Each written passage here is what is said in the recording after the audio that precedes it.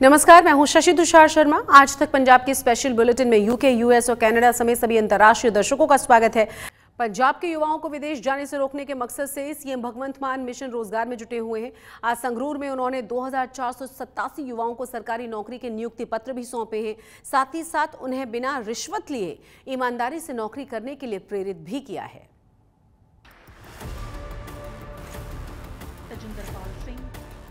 पंजाब में सीएम भगवंत मान का मिशन रोजगार जारी है। इसी मिशन को आगे बढ़ाते हुए सीएम भगवंत मान गुरुवार को संगरूर पहुंचे। यहां उन्होंने 2487 युवाओं को सरकारी नौकरी के नियुक्ति पत्र बांटे। ये सभी भर्तियां अलग अलग विभागों में की गई है। इस कार्यक्रम में बोलते हुए सीएम भगवंत मान ने कहा कि पंजाब सरकार सभी युवाओं को बिना सिफारिश और बिना रिश्वत के नौकरियां दे रही है। सरकार की उपलब्धियां गिनाने के साथ उन्होंने विरोधियों पर भी तंज कसते हुए कहा कि जिस तरह अब नौकरियां दी जा रही है, अगर पहले से नौकरियां निकाली जाती तो आज पंजाब के युवा विदेश नहीं जाते।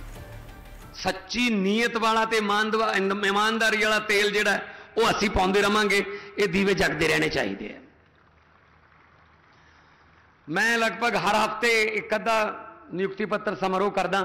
तुहाडे सामने लिखिया पिया है 42,900 प्लस हो गई सरकारी 42,900 प्लस। हजे 2 साल होण नूं 9 दिन बाकी ने। 16 मार्च नूं 2 साल होणगे जदों खटकड़ कलां दी पवित्र धरती ते सौं चुकी सी। इसी के साथ सीएम भगवंत मान ने युवाओं को बिना रिश्वत लिए ईमानदारी से नौकरी करने के लिए प्रेरित किया।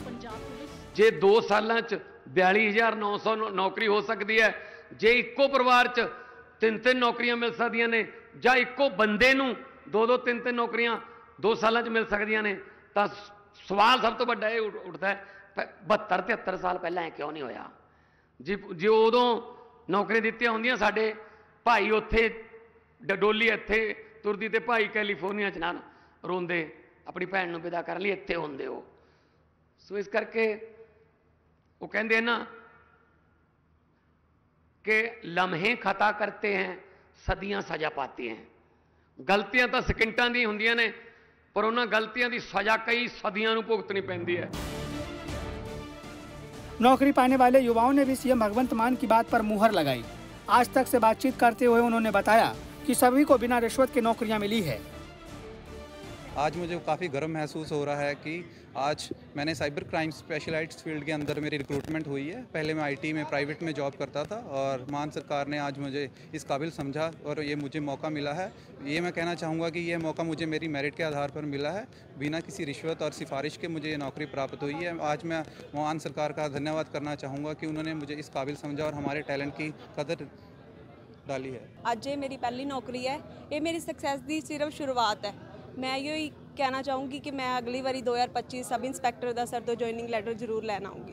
मैं अज नियुक्ति पत्र लैन पहुंची हाँ पंजाब पुलिस के TSS कैडर दे विच ते साडे परिवार दे विच तीजी नौकरी है जो बिना किसी रिश्वत ते बिना किसी सिफारिश तो मिली है। ते मैं मान सरकार का बहुत बहुत धन्यवाद करती हाँ जो पंजाब के यूथ नूं मोटिवेट कर रहे हैं विदेशों में ना जाके इत्थे ही चंगे मौके लैण दा।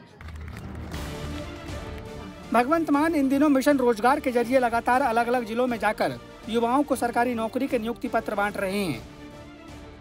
आम आदमी पार्टी की सरकार अब तक युवाओं को 40,437 सरकारी नौकरियां दे चुकी है।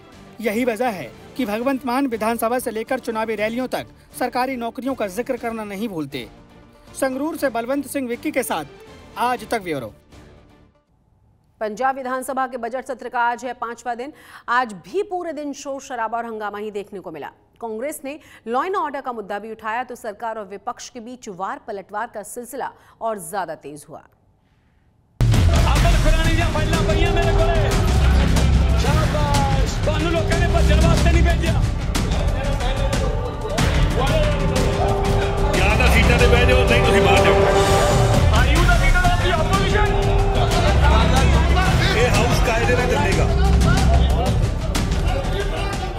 पंजाब विधानसभा का बजट सत्र इस बार शुरू से ही हंगामेदार रहा।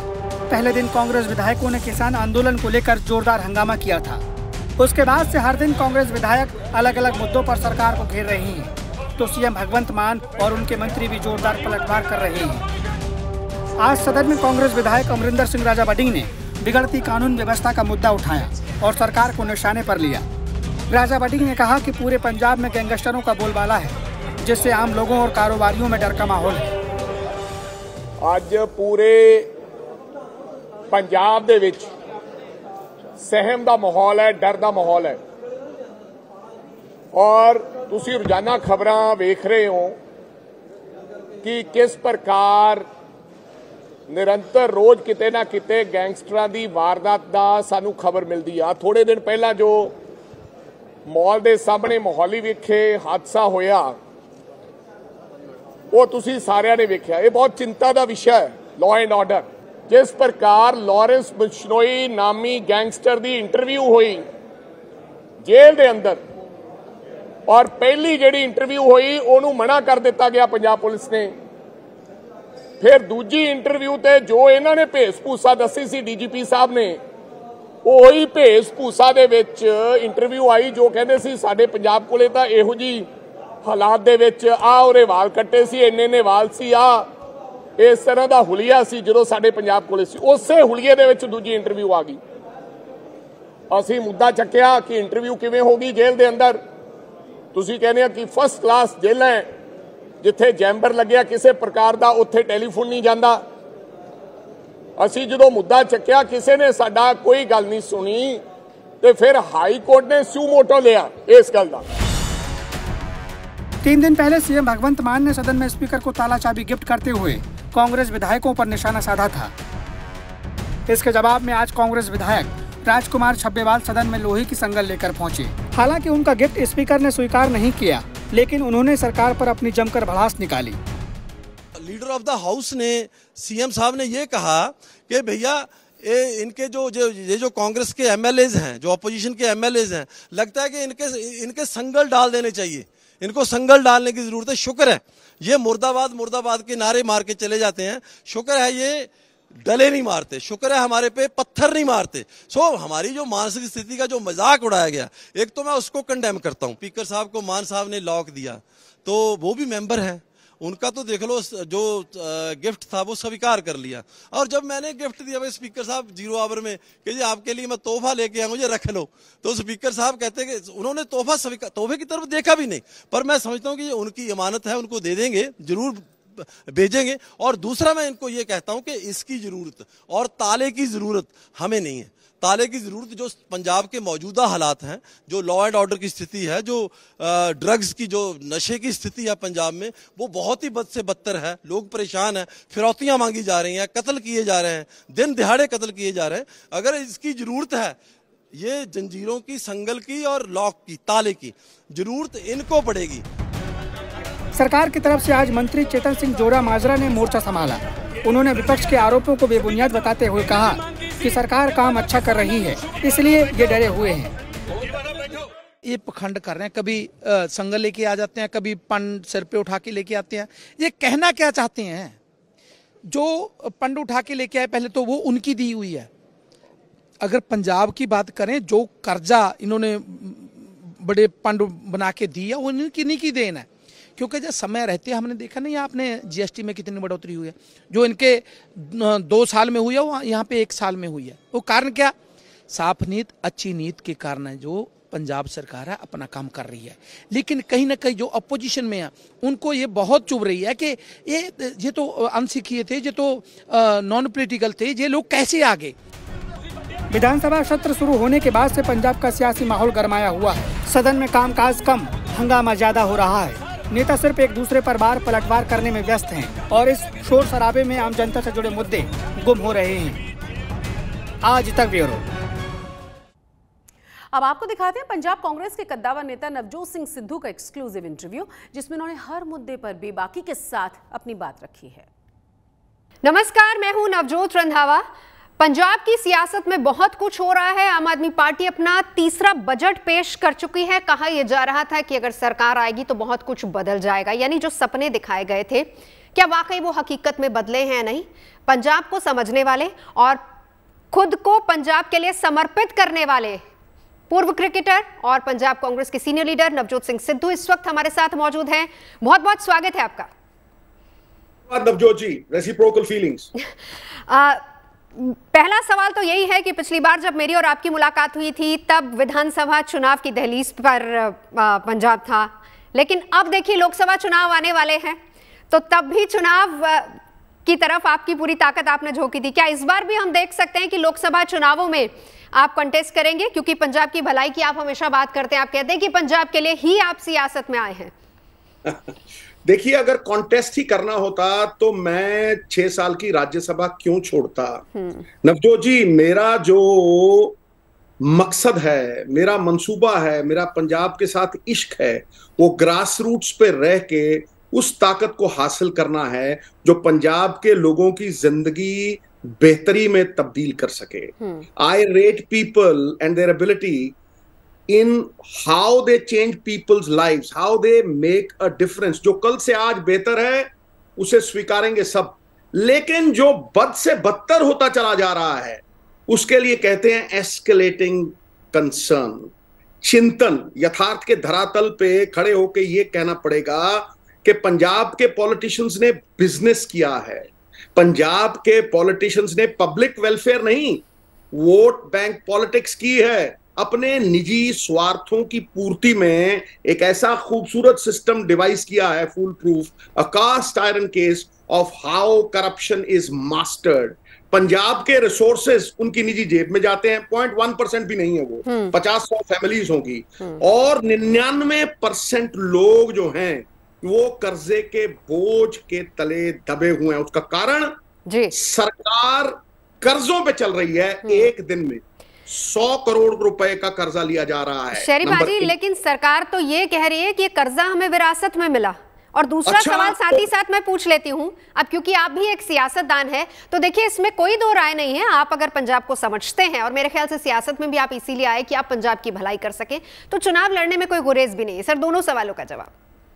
जी, पहली बात, अगर वो कहते हैं कि कर्जा हमें विरासत में मिला तो फिर बदलाव काहे का है?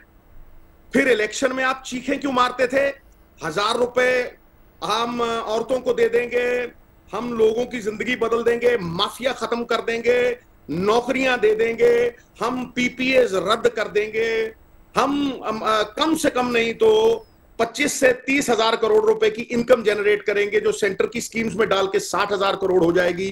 केजरीवाल साहब का अपना बयान है, कहो मैं चलवा दूंगा, कि पहले दिन मेरी जेब में 20,000 करोड़ रुपए माइनिंग से होंगे और 34,000 करोड़ रुपए बजट के सेविंग्स में से होंगे।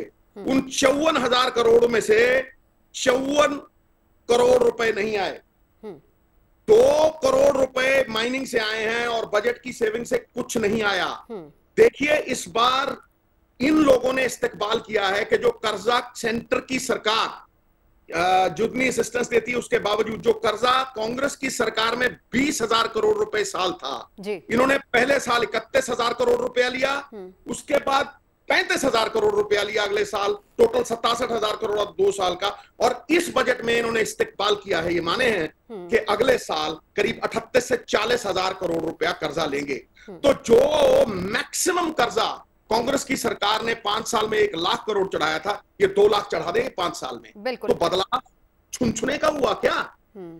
अच्छा, अभी पिछले दिनों एक हवा शरीफ बाजी और उठ रही थी कि शायद आप पाला बदल सकते हैं, बीजेपी के साथ जा सकते हैं।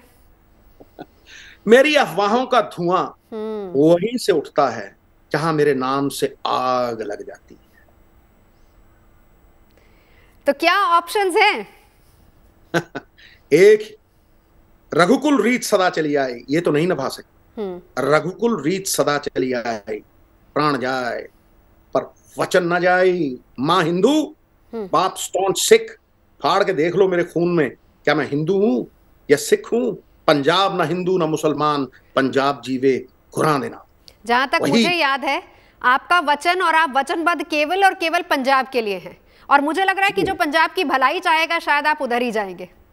मैं कहता हूं, मैं एक स्टोरी के साथ एंड कर सकता हूं। बाबा फरीद एक बार दूध लेने गए, एक छोटी सी लड़की बैठी थी 17-18 साल की। वो कही, बाबा किन्ने आने दा? वो कहना 1 आने दा पा दे। फिर 2 आने दा, होर भुख लगी है, 2 आने दा। फिर कोई और आया, वो 1 आने का। एक खूबसूरत नौजवान आया, वो लड़की के सामने खड़ा हुआ, कुछ बोला नहीं, बस मुस्कुराया। मुस्कुरा के उसने यूं अपना कनस्तर आगे रखा, लड़की ने सारे का सारा दूध ठाए अंदर मारा। बाबा फरीद कहने लगा, कुड़िए तू सानू एक आने दा दिंदी है, उन्होंने 2 आने दा दिंदी है, आ की कीता? कहंदी बाबा जिथे सच्चा इश्क होवे ना, जहां सच्चा इश्क होता है वहां गिनती मिनती नहीं होती और नफा नुकसान नहीं होता। सिद्धू पंजाब के लिए अगर नींव में भी चना जाए ना तो खुशकिस्मत समझेगा अपने आप को। स्वतंत्रता सेनानी का बेटा हूं और इतना समझता हूं कि जब भी कोई बिल्डिंग में बेटा पैदा होता है ना तो वो नींव कहती है यार अगर अच्छा निकला तो तोड़ के दोबारा बनाएगा और अगर बुरा निकला तो गल जाएंगे। इन नींवों को गलने नहीं देगा नवजोत सिंह सिद्धू। पहरेदारी करेगा 3 करोड़ पंजाबियों की, बदले में चाहिए ही कुछ नहीं, यही इश्क है।